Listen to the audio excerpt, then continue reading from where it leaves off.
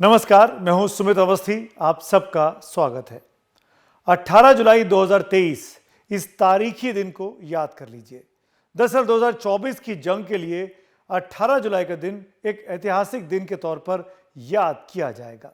उसकी वजह यह है कि इसी दिन दो बड़े गठबंधनों की एक साथ बैठक होती है। एक गठबंधन तो पुराना है, जिसका नाम हम सब जानते हैं, और वो है एनडीए, जो सत्तारूढ़ भी है। और दूसरा गठबंधन नया पैदा होता है और नाम रखता है अपना इंडिया।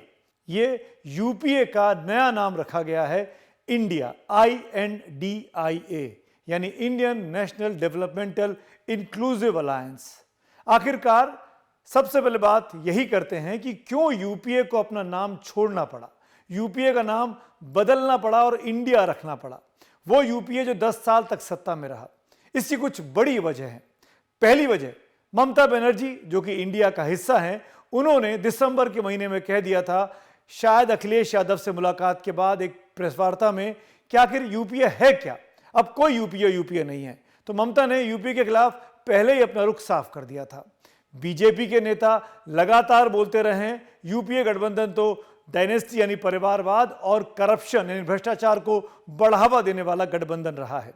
तो अगर यूपीए नाम ही ये गठबंधन रखता तो बीजेपी के हमले उस पर और तीखे हो जाते। और तीसरी और एक और अहम बात यह कि इस बार इस कांग्रेस लेड गठबंधन में कुछ नए साथी जुड़े हैं जो यूपीए में नहीं थे, जैसे उद्धव ठाकरे और जैसे नीतीश कुमार। इसीलिए नया नाम रखने की कवायद हुई और इंडिया नाम तय किया गया, INDIA। इस नाम को रखने के पीछे एक बहुत बड़ी वजह यह भी है कि इंडिया की आलोचना करना विरोधियों के लिए आसान नहीं होगा। अब कांग्रेस और उसके साथी इस पिच पर मैदान में जाएंगे कि मोदी बनाम इंडिया की लड़ाई है, एनडीए बनाम इंडिया की लड़ाई है, बीजेपी बनाम इंडिया की लड़ाई है।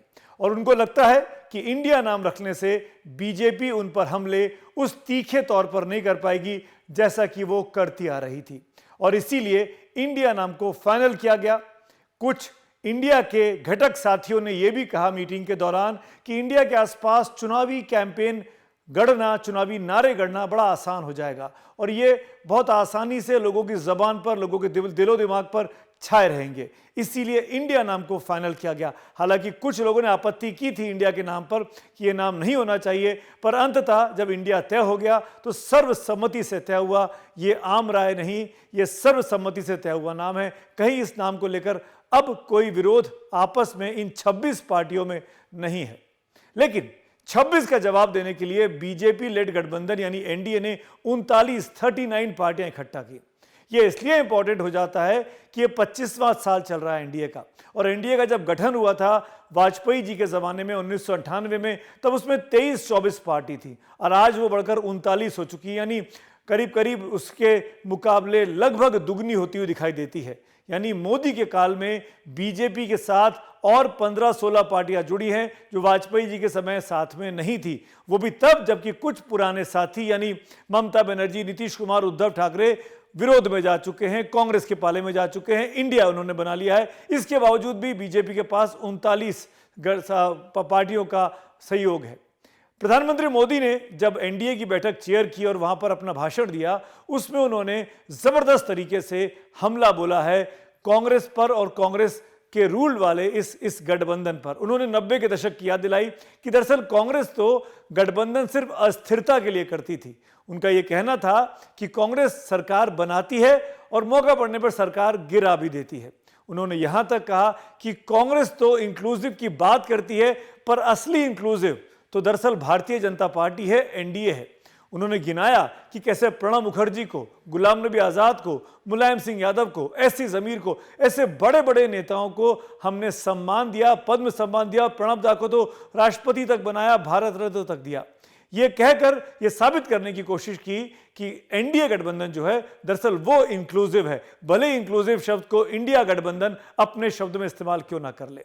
लेकिन इस पूरी बातचीत के दौरान यह बात साफ होती है कि बीजेपी के साथ जो बाकी 38 साथी जुड़े हैं, वो दरअसल इस बात पर हमला करने के लिए कांग्रेस पर और उसके साथियों पर आगे रहेंगे कि आपका जो गठबंधन है वो परिवारवादी गठबंधन है। चाहे वो उसमें शरद पवार हो, चाहे ममता बनर्जी हो, चाहे राहुल गांधी हो, चाहे तेजस्वी यादव हो, इन सब पर परिवारवाद का इल्जाम लगता है।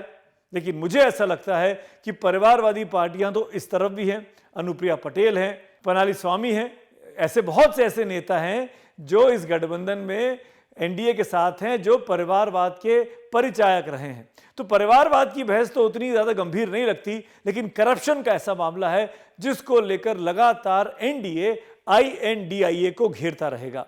मैं ये इसलिए भी कह रहा हूं कि दरअसल अब सबसे बड़ी चुनौती इस नए नवेले गठबंधन जिसका नाम इंडिया रख लिया गया है, वो अब शुरू होती है। नाम रख लेना सबसे आसान काम था इन 26 पार्टियों के लिए। नाम रखने में कोई विवाद नहीं होता, किसी का नाम माना जाता, किसी का शब्द नहीं माना जाता, इतना ही विवाद था।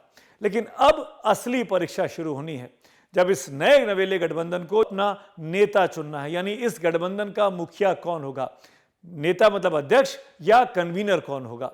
नंबर 2, इस गठबंधन का चेहरा कौन होगा जो 2024 के लिए प्रधानमंत्री मोदी के सामने खड़ा होगा, यानी मोदी बनाम कौन, वो चेहरे को चुनना है। और तीसरी और सबसे इंपॉर्टेंट बात जिसकी वजह से ये पूरा का पूरा अलायंस बना, जिसका नाम इंडिया रखा गया, वो ये कि बीजेपी के सामने और एनडीए के सामने अपना एक सामूहिक कैंडिडेट पूरे भारत में खड़ा किया जाए। क्या वो सीट शेयरिंग पर आम राय बन पाएगी? ये सबसे बड़ी चुनौती है। इन 2 मीटिंगों के बाद जो पटना में हुई और बेंगलुरु में हुई, उसमें इन तीनों से बड़ी चीजों का हल नहीं निकला है।